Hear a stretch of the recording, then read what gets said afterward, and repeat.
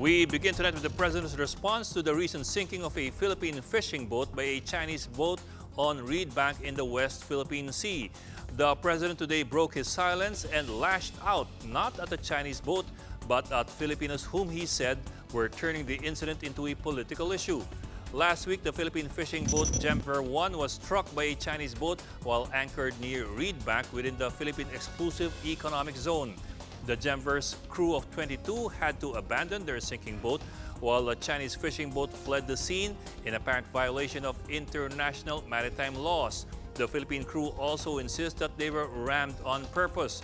The Chinese embassy in Manila, for its part, said that it was an accident and that the Chinese boat fled because it feared being besieged by other Philippine boats. In a speech during the anniversary of the Philippine Navy tonight, the President said that while he himself would want to send in the Philippine Navy, the incident was simply a maritime incident and the result of a miscommunication. He also emphasized that the Philippines is not ready for nuclear war. Yang nangyari dyan sa Banggaan, that is a maritime incident. Huwag kayong maniwala dyan sa mga politiko na bobo. No? Gusto papustayin yung Navy. You do not send gray ships there. Banggaan lang ng barko yan. Do not make it worse because that's a fertile ground for... alam ninyong mga sundalo, miscommunication yan, patay na. Pero magsabi tayo, ready, your guns are cocked to go to war. That's the most stupid thing I can... Wala. Ipaliparin natin ang nuclear. Sundalo kayo. Dalawa lang ang bomba. Tumuyo ang Japan. Bitawa yung almost 1,000 warheads. The President said he understood that many Filipinos are angry because of the incident, but that he had the burden of complying with local and international laws on behavior at sea. With all the yung galit and one national officials even urging sending the gray ships, warships, doon sa China Sea. Alam mo, gusto ko yan. Kung ako lang ang pipiliin nyo, gusto ko ng action. But I am not in my boyhood age anymore. I have a duty that is a burden, sometimes more than I can carry. I can almost cry. The President said he was no longer issuing any statements on the matter until they see the results of an investigation. The President also stressed the need to hear China's side on the matter. I do not now issue a statement because there is no investigation and there is no result. Then the only thing that we can do is to wait and give the other party the right to be heard.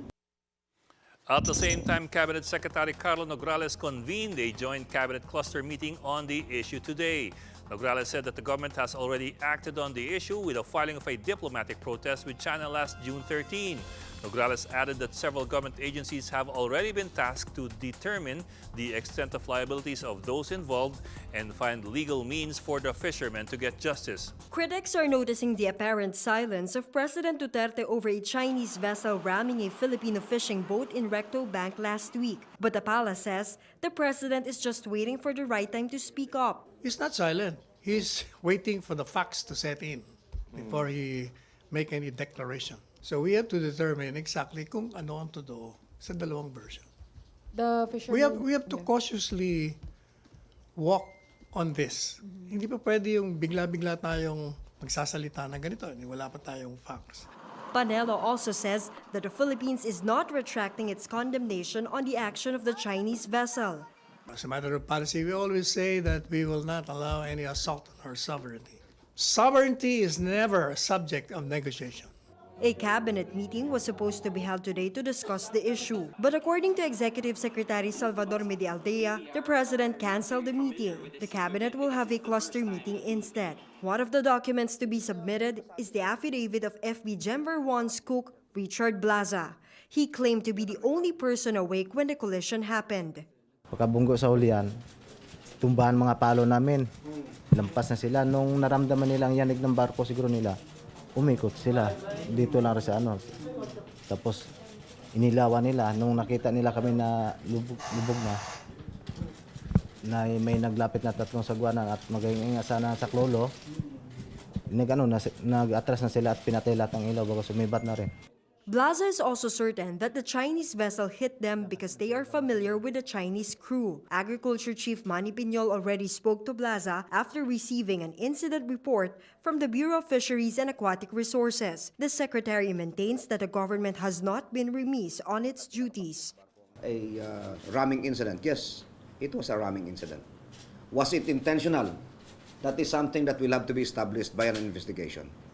Ano ang hinanakit ng mga may-ari ng barko at saka ng mga fishermen?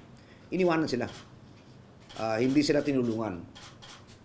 Nagpabaya ba ang gobyerno? No. The Philippine Navy was there at pinahabol namin yung Philippine Coast Guard using our BRP Francisco Dagohoy.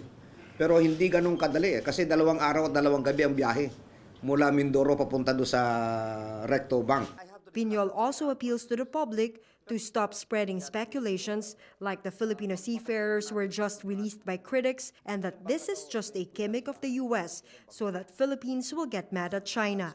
Piñol adds that there is no reason for Filipinos to stop fishing from Recto Bank. For News 5, Ria Fernandez, We Are One News.